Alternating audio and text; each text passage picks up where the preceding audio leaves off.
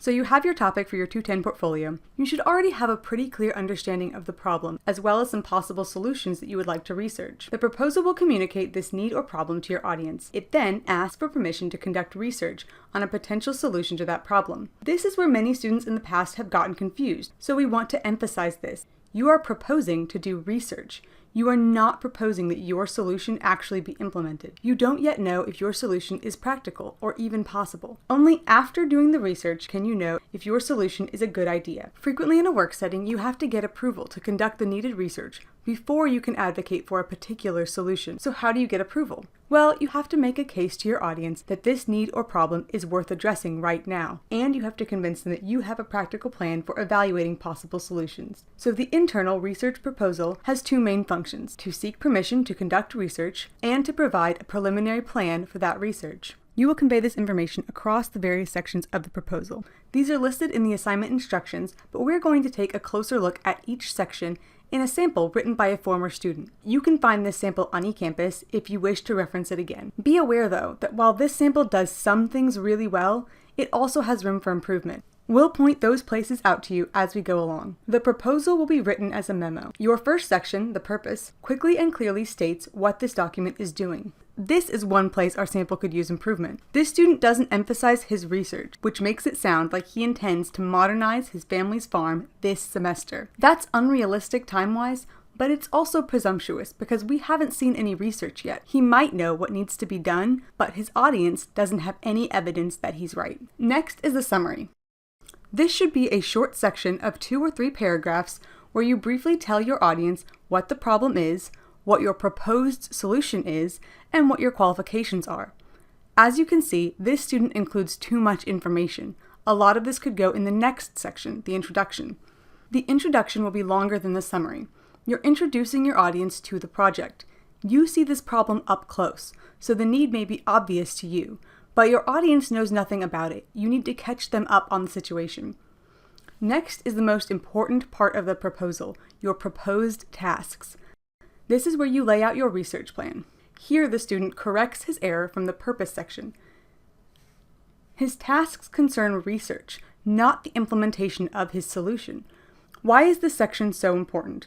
Well, it's one thing to convince your audience that there's a problem, but if you don't show them that you have a clear plan of research, your proposal won't get approval.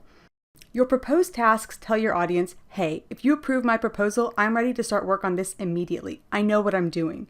That shows you're prepared, reliable, and credible.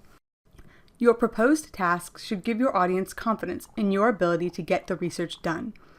The order of your proposed tasks also needs to make sense. Notice how this student's tasks build in a logical, linear progression. They start broad and then get narrower. He does a great job of covering all the bases needed to answer the questions: what would it take to modernize the family farm? What solution is most effective? Is it feasible? These tasks are also formatted well. Each one starts with a clear, bolded sentence that summarizes the task. Then the student gives a detailed yet brief explanation of how he intends to conduct the research for that task. Next, you need to provide your audience with a schedule for your proposed tasks. How long will it take for you to complete your research?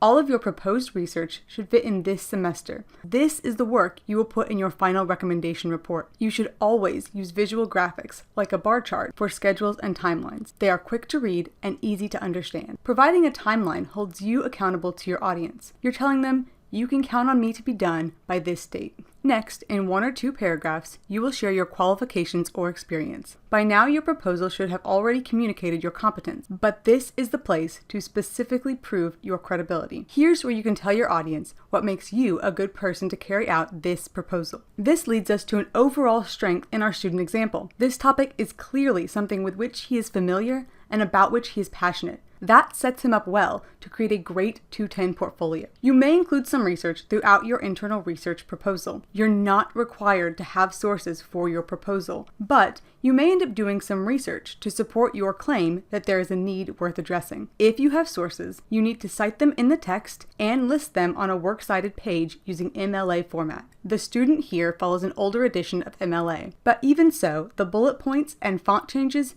don't correspond to MLA format, so this could be improved. Keep in mind that what we're asking you to turn in is not as long as the sample proposal in Chapter 16 of Technical Communication, though you would be wise to reference the pages that have been assigned in that chapter. Lastly, try to have fun.